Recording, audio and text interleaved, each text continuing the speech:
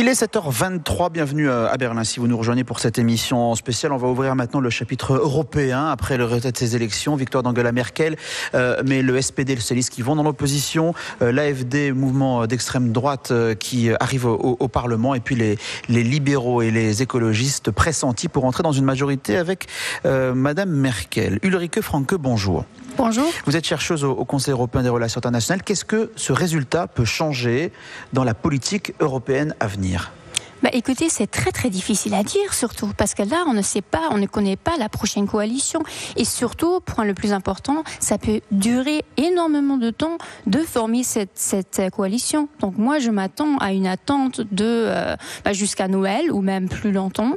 Et donc, par rapport aux négociations du Brexit, par exemple, c'est très difficile parce que le nouvel gouvernement ne va pas être en poste avant janvier. C'est un rendez-vous manqué puisque Emmanuel Macron en France vient d'être élu sur un programme pro-européen. On s'attendait à ce qu'il puisse faire des propositions et avancer avec l'Allemagne d'Angela Merkel. Si le moteur ralentit en Allemagne, c'est vraiment une occasion manquée pour les pro-européens. Oui, je suis d'accord. Ce qu'il faut dire, c'est que quand même tous les partis sont très pro-européens. La discussion n'est pas sur ça. Mais il y a des différences importantes entre le FDP, les libéraux, et les Verts qui pourraient se trouver dans une coalition. Et c'est pour ça que ça devient très difficile à dire quelle direction ils vont aller, tout simplement parce qu'ils doivent se mettre d'accord et je ne vois pas comment ils vont faire. Donc, je crois que c'est improbable qu'ils vont faire des great bargains, ce qu'on dit, les grands deals avec Emmanuel Macron qu'on espérait. On ne va pas oublier qu'un des fondements même de l'AfD, ce parti qui arrive au Parlement et qui est classé dans l'extrême droite, c'est d'être un parti très europhobe, très eurosceptique. Comment mettre de côté ces convictions-là ? 13,5% des Allemands ont voté pour ce parti qui est à l'origine un parti europhobe.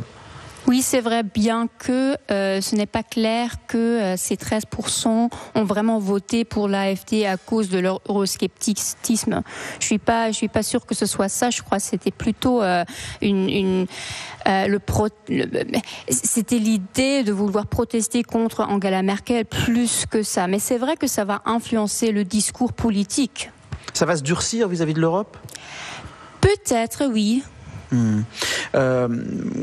Pour vous, le scénario qui s'amène pour la future coalition, c'est celui qu'on évoque dans toute la presse ce matin. On voit les couleurs en une des journaux, la jamaïcaine, c'est-à-dire la CDU, les libéraux et les écologistes. Il n'y aura pas d'autre scénario ?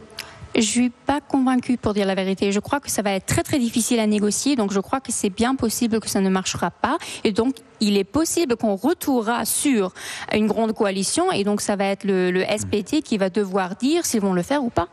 Merci beaucoup d'être venu ce matin pour analyser sur l'aspect européen ces élections. Ulrike Franke, chercheuse au Conseil européen des relations internationales. Et on va continuer cette réflexion dans quelques instants avec votre invité en direct de Bruxelles, Thomas Gadisseux.